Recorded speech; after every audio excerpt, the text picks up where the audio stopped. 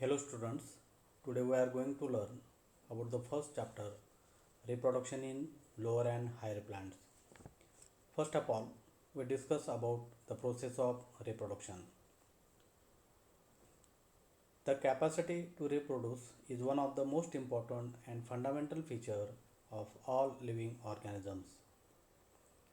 Reproduction is a biological process by which new organisms, that is offsprings, are produced from their parents.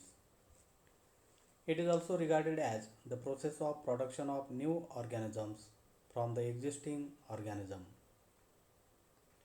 Every living organism exists on earth as a result of reproduction. The process of reproduction is categorized into two types, asexual and sexual. Asexual reproduction generally seen in lower group of organisms like algae and fungi. These organisms reproduces by very simplest mode of reproduction like fragmentation, budding and by sporulation. In higher plant, reproduction may be asexual or sexual type. In asexual reproduction, sex organs are not involved and reproduction takes place by means of asexual or vegetative methods. While in sexual reproduction, fusion of male and female gametes takes place. Now we begins our discussion with the sexual reproduction in angiosperm. In angiosperm, the end of juvenile or vegetative phase marks the beginning of the reproductive phase and can be seen easily at the time of flowering. Flower is a highly specialized and most important conspicuous reproductive structure of an angiospermic plant in which sexual reproduction takes place. The function of flower is to produce haploid gametes and to ensure the process of fertilization. Sexual reproduction involves two major events, that is meiosis and fusion of gametes to form diploid zygote and the production of genetically dissimilar offsprings. Sequential events of sexual reproduction in angiosperm includes microsporogenesis, that is the formation of microspores, then megasporogenesis, formation of megaspores, then development of male and female gametophytes, then pollination, fertilization, and the formation of fruits and seeds. These different processes are grouped into three distinct stages, that is pre-fertilization, fertilization, and post-fertilization. Now see the structure of flower. In 11th class, you have already learned about the different parts of a typical flower. Here, we are going to know some important parts of a typical flower from the reproduction point of view. A typical flower consists of four different floral whorl: calyx, corolla, androecium, and gynoecium. Calyx are made up of sepals. These are the sepals. Sepals are green in color and protect the flower in bud condition. The second floral whorl is called as corolla. The member of corolla is called as petal. Petals are bright in color and they attract the insect for pollination. Both calyx and corolla are regarded as the non-essential or accessory floral whorl because they do not take part in the process of sexual reproduction in angiosperm. The third floral whorl is called as androecium. They are made up of stamens. Stamens are regarded as the male reproductive part or whorl of a flower. Each stamen consists of three different parts: anther, connective, and filament. The fourth and innermost floral whorl is called as a gynoecium. The individual member of gynoecium called as carpel or pistil. Each carpel consists of three different parts: stigma, style, and ovary. Carpel represent the female reproductive part or whorl of a flower. Now see the structure of anther. Earlier I mentioned that androecium is the male reproductive floral whorl. Individual member of androecium is called as stamen, and a stamen consists of three different parts, that is filament, connective and anther. And an immature stage of anther is represented by the group of parenchymatous tissue surrounded by single layered epidermis. Anther is generally diathecous, having two lobes and tetrasporangiate. Each monothecous anther contains two pollen sacs. The differentiation arises when some hypodermal cells get transformed into archisporial cells. Now see the transverse section of anther and structure of microsporangium. The archisporial cell divides into an inner sporogenous cells and outer primary parietal cell.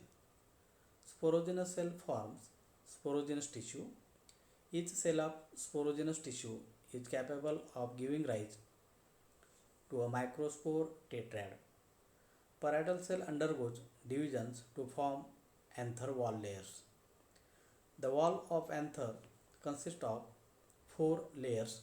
Epidermis, it is the outermost protective layer made up of tabular, that is flattened cells. Then endothecium, it is a subepidermal layer made up of radially elongated cells with fibrous thickening. Inner to the endothecium is a middle layer which is made up of thin walled cells. It is 1 to 3 2 layer in thick and which may disintegrated in mature anther. Tapetum is the innermost nutritive layer of anther wall. It immediately encloses the sporogenous tissue, that is microspore mother cells. Now see the process of microsporogenesis. It is the process of formation of microspore from a microspore mother cell through a reduction division, that is meiotic division. This process is called as microsporogenesis. When the anther is young, the microsporangium contains a compact mass of diploid sporogenous tissue. The cells of sporogenous tissue may undergo mitotic or they directly function as microspore mother cells. At maturity, microspore mother cells undergoes meiosis to form four haploid microspores. The microspores are arranged in a cluster of four cells called as microspore tetrad. As the anther mature and dehydrate, the microspore dissociate from each other and develops into pollen grains. Now see the structure of microspore. The pollen grain represent the male gametophyte. Each pollen grain is unicellular, uninucleate and spherical or oval haploid structure. It has a prominent two-layered wall called sporoderm. The hard outer layer called as exine, which is made up of sporopollenin. Sporopollenin is the most resistant organic material. It can withstand high temperature and strong acid and alkali. Pollen grain exine has prominent apertures called as germ pores, where the sporopollenin is absent. The inner wall of pollen grain is called as intine. It is thin and continuous layer made up of cellulose and pectin. Now see the development of male gametophyte. Pollen grain is the pioneering structure of male gametophyte. It undergoes first mitotic division to produce bigger naked vegetative cell and small, thin-walled generative cell. The vegetative cell is rich in reserve food material and having irregular shaped nucleus. The generative cell floats in cytoplasm of vegetative cell. The second mitotic division is concerned with the generative cell only and gives rise to non-motile male gametes. The mitotic division of generative cell takes place either in pollen grain or in pollen tube. The pollen grains are shed from the anther at this two cell stage in most of the angiosperms. Now see the gynoecium. Gynoecium represents the female reproductive part of flower. The individual member of gynoecium is known as carpel or pistil, or it is also called as megasporophyll. Each carpel consists of three parts, that is ovary, style and stigma. The stigma functions as a landing platform for pollen grains. It receives the pollen grain during pollination. The style is long, elongated, slender part beneath the stigma through which pollen tube passes during the process of fertilization. The basal swollen fertile part of a carpel is called as ovary. Ovary inside contains the locules with one or more ovules or megasporangia attached with the help of placenta. Now see the structure of anatropous ovule. The ovule is a small structure attached to the placenta by means of a stalk called as funicle. It is also called as a funiculus. The body of the ovule attached with the funicle in the region called as hilum. This region is called as hilum. In angiosperm, the most common type of ovule is anatropous ovule, in which micropyle is directed downward and is present at the adjacent to the funicle. Each ovule has one or two protective covering called as integuments. Integuments encircle the ovule except at the tip where a small opening is present, which is called as micropyle. Opposite to the micropyle end is the chalaza, representing the basal part of the ovule. Enclosed within the integuments is the nucellus. It is a mass of cells called as nucellus. Cells of the nucellus have abundant reserve food material. Inside the nucellus, embryo sac or female gametophyte is located. Now see the megasporogenesis and the development of female gametophyte. A diploid hypodermal cell at the micropylar end of nucellus gets differentiated to form archaeosporium. Mostly, this single-celled archaeosporium directly functions as megaspore mother cell. The diploid megaspore mother cell undergoes meiosis to form a tetrad of haploid megaspores. Thus, the process of formation of haploid megaspore from the diploid megaspore mother cell is called as megasporogenesis. Megaspores are generally arranged in linear tetrad. In majority of the angiosperm, the chalazal megaspore remain functional while remaining three degenerate gradually. Functional megaspore is the first cell of female gametophyte. It undergoes enlargement and develops into female gametophyte. The haploid nucleus of functional megaspore undergoes three successive free nuclear mitotic divisions. The first mitotic division results in the formation of two nuclei. Both the nuclei undergoes two successive divisions. This results in the formation of four nuclei at each pole and an 8 nucleated structure is formed. One nucleus from each pole comes to the center and they functions as a polar nuclei. This is followed by cellular organization to form three-celled egg apparatus at micropylar end, then three antipodals at chalazal end, and two polar nuclei remain in the center.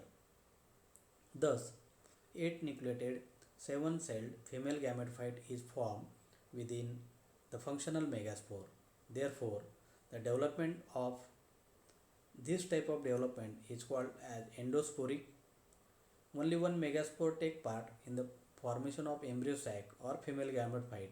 Therefore, it is called as monosporic embryo sac development. This is a diagrammatic representation of development of female gametophyte. This is a functional megaspore mother cell or embryo sac mother cell which undergoes meiotic division and gives rise 4 haploid linear tetrad of haploid megaspore, of which these 3 get degenerate and only this one remain functional. The nuclei of this functional megaspore undergoes 3 successive free nuclear mitotic division and finally gives rise 8 nucleated structure. After first mitotic division, this haploid nuclei divide mitotically, gives rise to haploid nuclei. Both nuclei move toward both the pole of embryo sac. After second meiotic division, from these two nuclei, 4 haploid nuclei are formed at 2 nuclei at each pole, and finally, after third mitotic division, these 8 nuclei are formed, of which 2 act as a polar nuclei.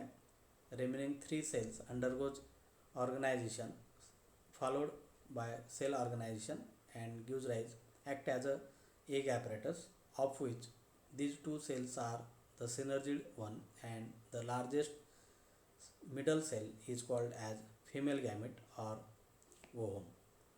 Remaining 3 cells move toward the antipodal toward the chalazal end and act as a antipodal cells. This is the structure of fully matured female gametophyte or embryo sac. In this way, we have learned about some initial events of sexual reproduction in angiosperm. Thank you.